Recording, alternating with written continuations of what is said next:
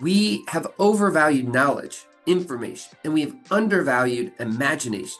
We should be teaching people how to think thoughts. This is what we used to pride ourselves on in higher education. Hello, and welcome to the Entrepreneurship podcast series. In this episode, Todd Davey, Associate Partner UIIN, is joined by Joe Steensma, Professor of Public Health and Social Entrepreneurship at Washington University in St. Louis. They discuss the value of interdisciplinary thinking, the lessons science can offer entrepreneurship, and why imagination belongs at the center of education. Through powerful storytelling and raw honesty, Joe reflects on what it really means to learn, teach, and lead in higher education today. An insightful, provocative, and at times philosophical episode you won't want to miss.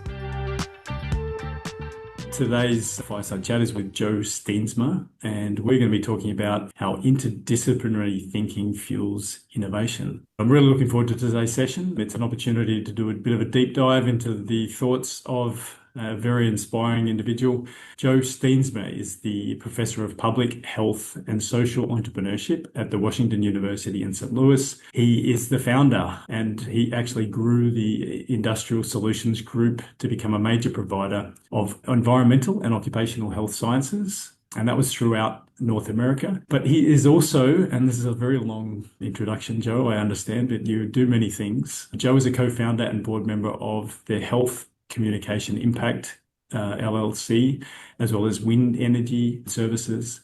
He is presently a visiting professor of innovation and entrepreneurship at the Royal Academy of Engineering. He is a member of the Global Impact Fund, and he is also a bird nerd. Welcome, Joe Steensma. Thank you.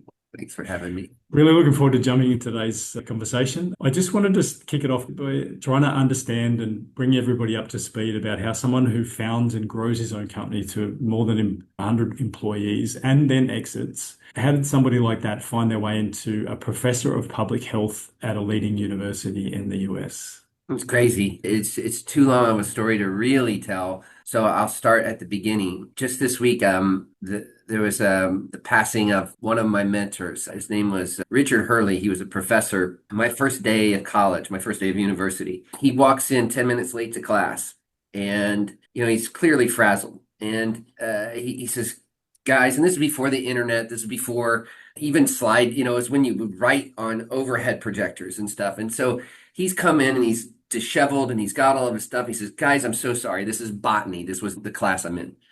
He said, "I'm so sorry. So sorry. I'm late and I don't like to be late, but I can't find my glasses and I can't see without my glasses. And so I don't know. I'll do my best." And the whole time his glasses were on top of his head, right? And I remember at that moment, I didn't know what I wanted to be. I didn't know what I wanted to do. I was just, a typical 18-year-old kid. And I said, "Holy cow, I want to be that guy. I want to be that person. I want to be a professor. I want to be so lost in thoughts, so lost in questions, so lost in curiosity, hell-bent on whatever else I'm doing that I can't even remember that I have my glasses on my head. That's what I want to be." And so how did I get here that was very intentional. When I founded my company, I met with the accountant. He said, "What's your goals?" I said, "I want to do this. I'm in it. I'm going to commit to it. But in 10 years, I want to be a professor." And that's what I did. I understand there are many steps in the middle there, and I just wanted to maybe explore that a little bit more, because I think just for the listeners, I think it's really important to understand just some of the things that you went through. Maybe you could just talk about your journey, the startup journey that you had and the growth that you had, just briefly before we dive into some other topics. Yeah, look, I started my company when I was very young, like stupidly young. I certainly didn't have any role models in my life. I don't mean that in a pejorative sense. I just didn't have enterprise. My dad's a Presbyterian minister. I never met a business owner. This was not part of my lexicon, and it certainly wasn't part of my network.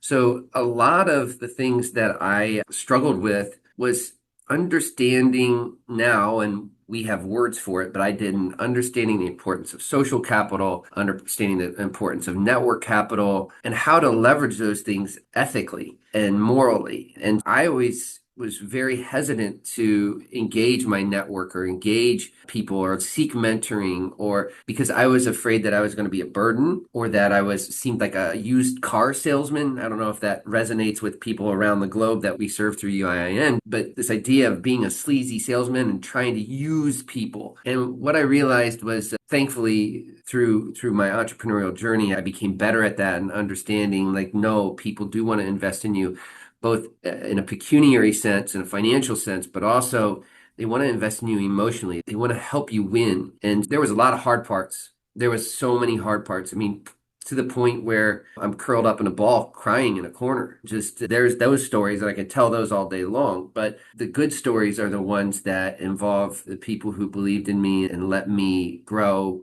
because of them. The starting point was really unusual in the fact that you said you didn't have that background and your family didn't, and you weren't necessarily thinking that direction. So it must have been an opportunity that you couldn't resist, or maybe explain just why you went into that in the first place. It was based upon some work that you'd previously done and then just rolled into a business, or was it intentional in the end?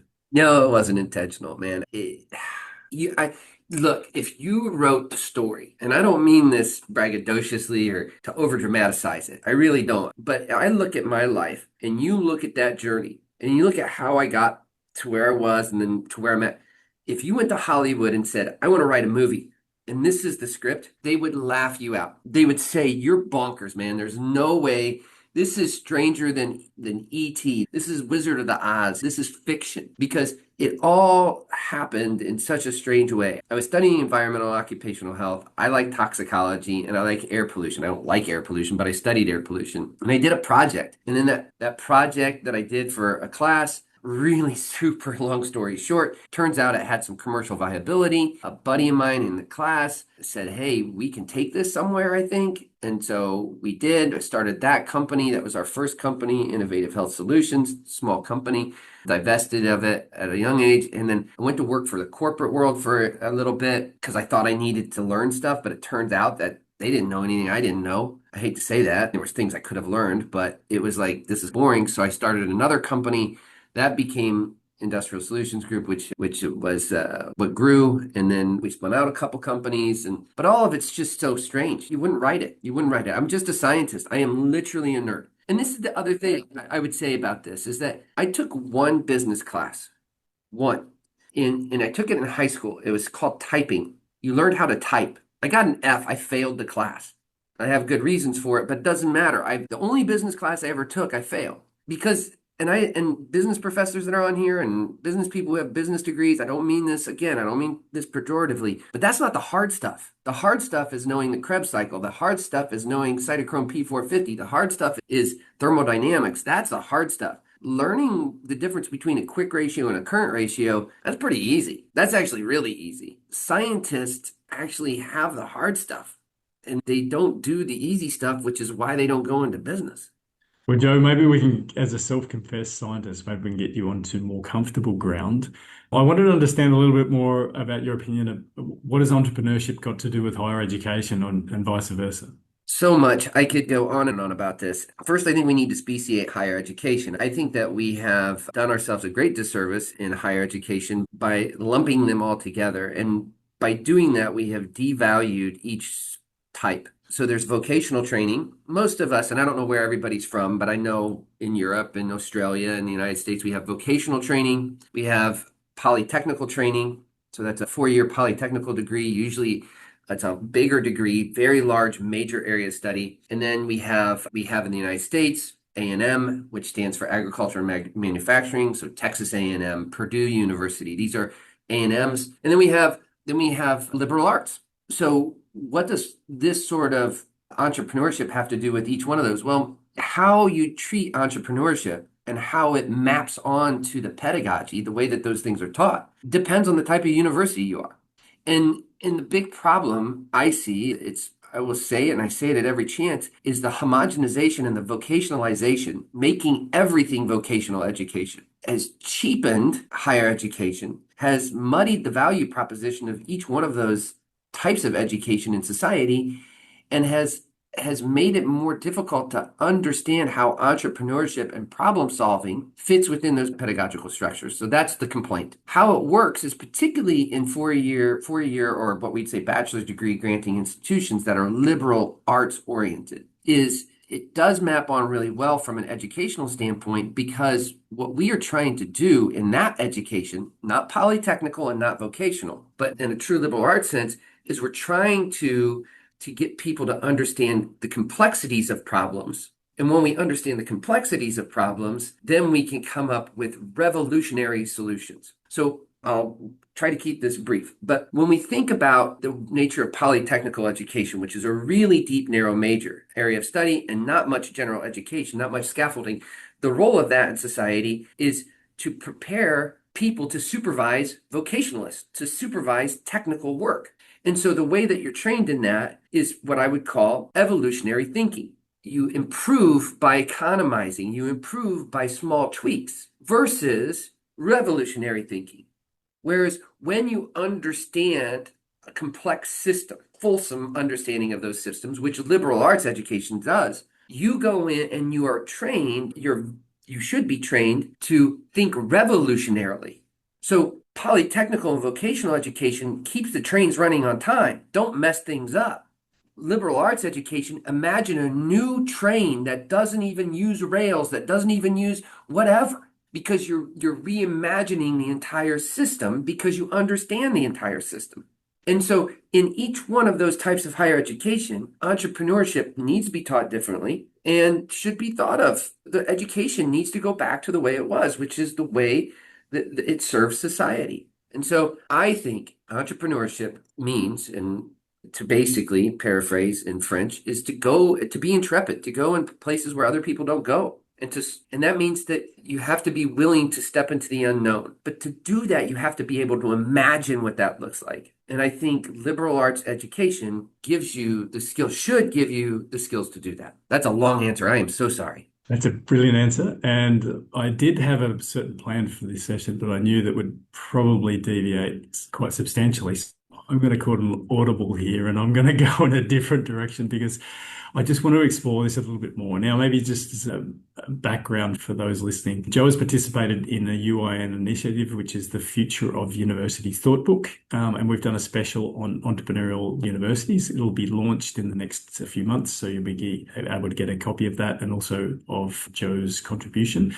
But I just wanted to read a little bit from it and then just expand on it because I think it's fascinating. Now, Joe, you wrote, when I was a freshman, I had my first opportunity to look through a high quality microscope.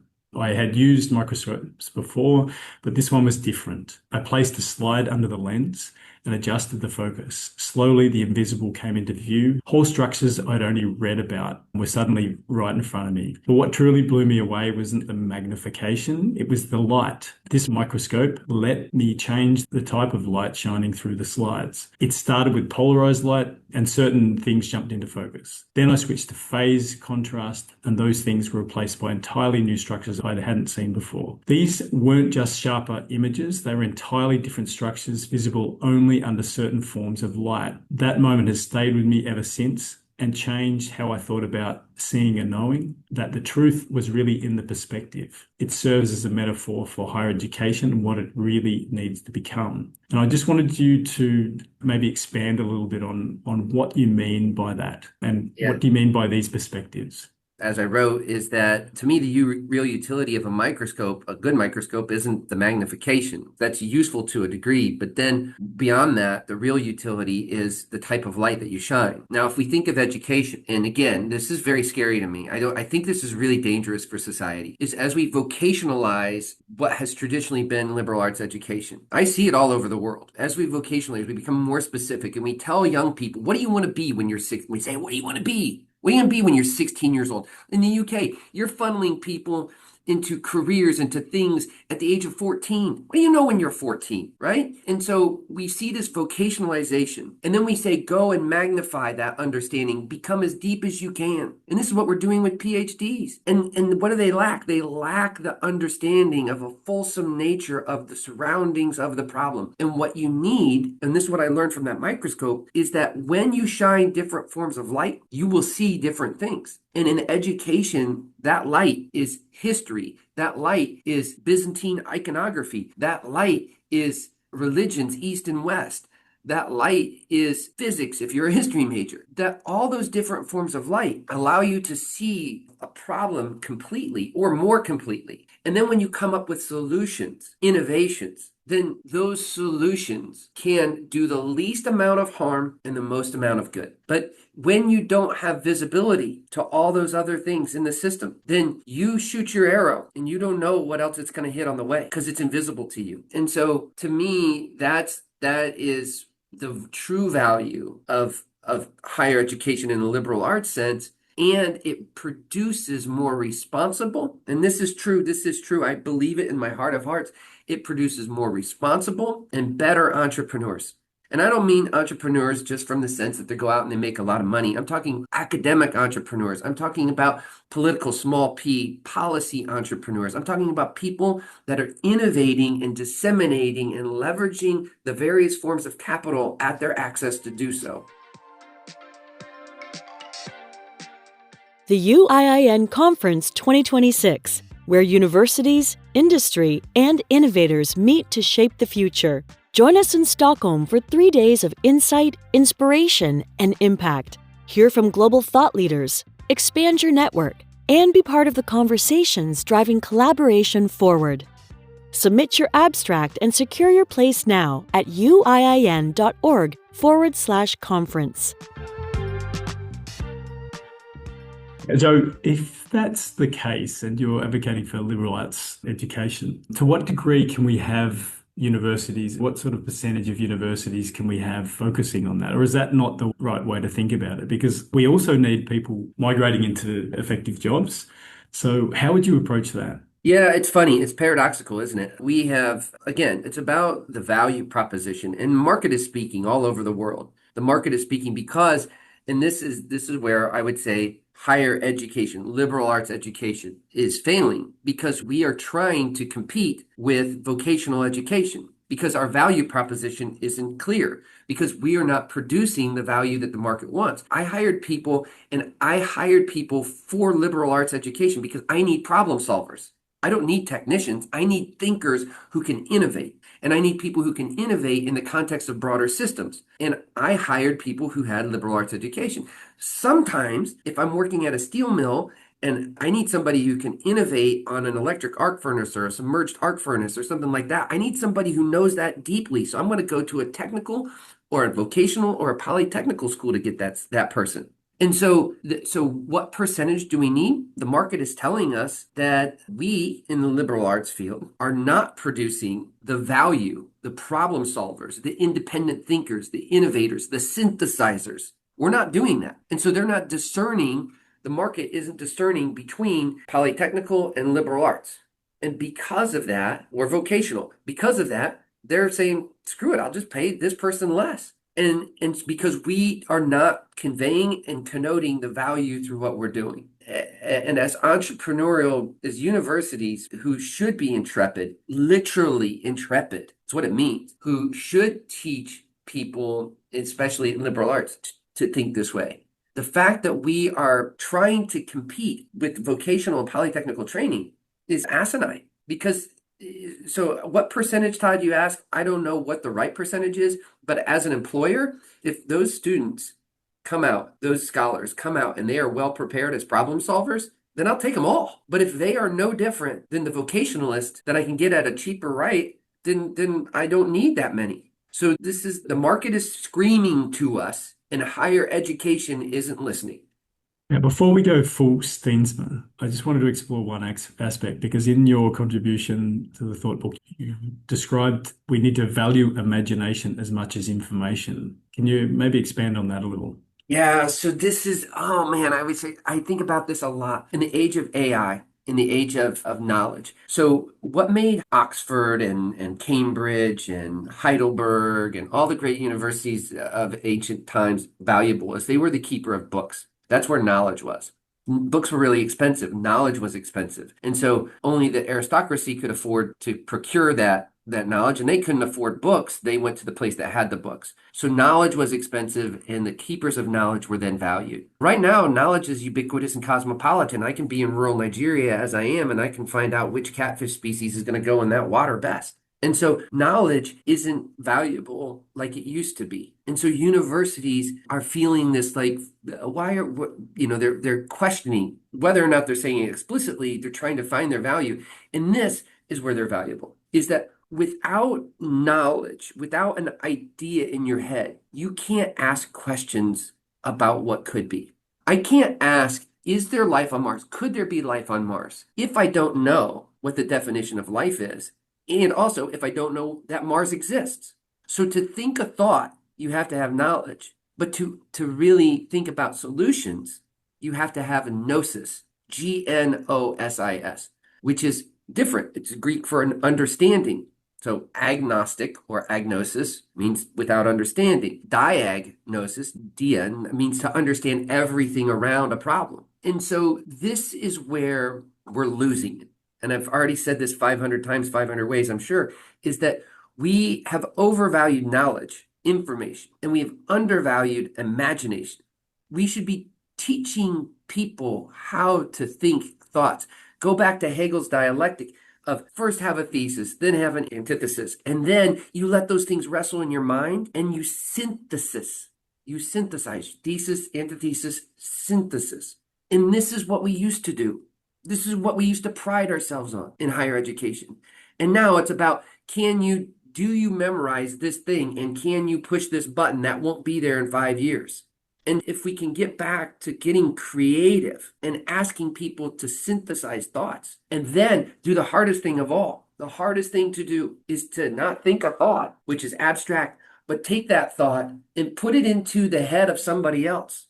That's how ideas spread. That's hard. And it takes a certain type of training, and we have undervalued it. We have devalued it. I don't know if it's been intentional, but it's certainly not been helpful for a lot of things, not the least of which is democracy.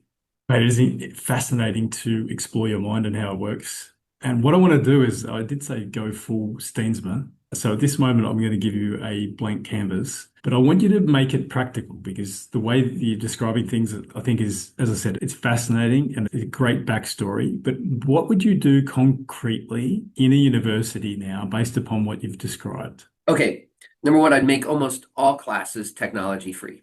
No technology. Number two, I would implore students to think, and even faculty, to imagine more and to think about not what's possible, but what's ideal more.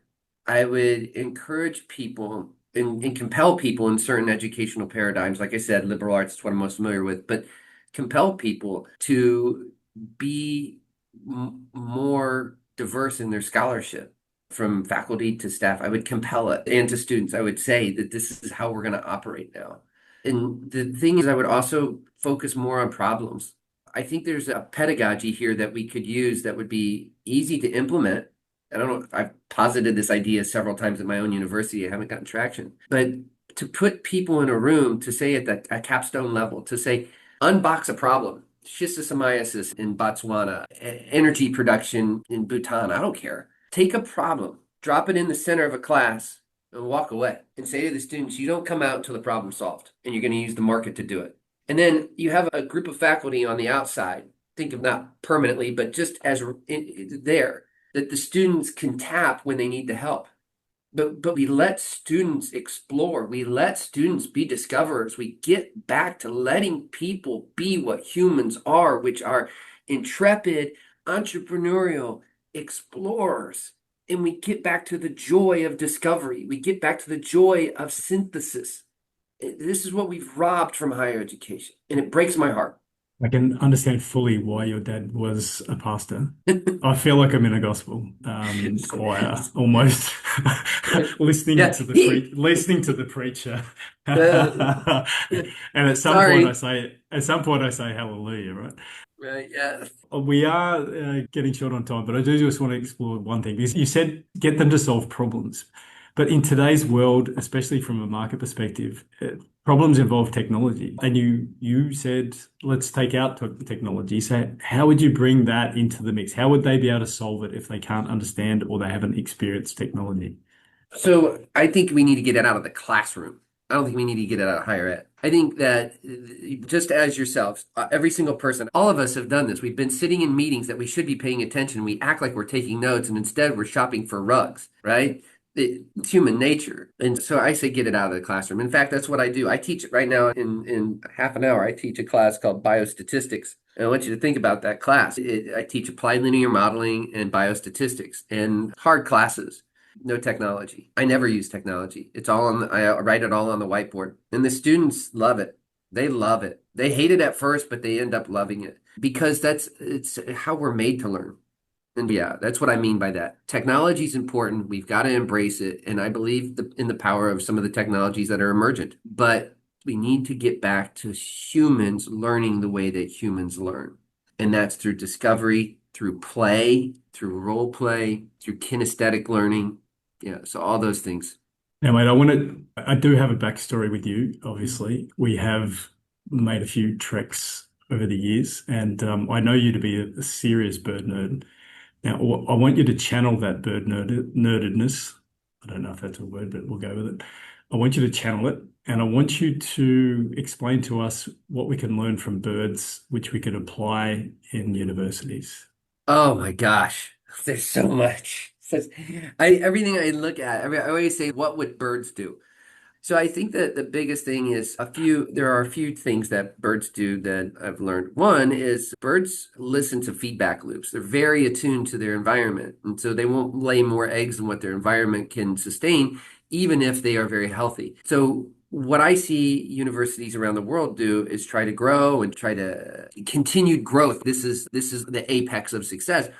Biology wouldn't do that. It would say, what are the real exogenous factors? Where can I succeed the most? Where can I stick to my knitting and be the best? And that's good enough. So the other thing is going back to that sort of the same thing is competition.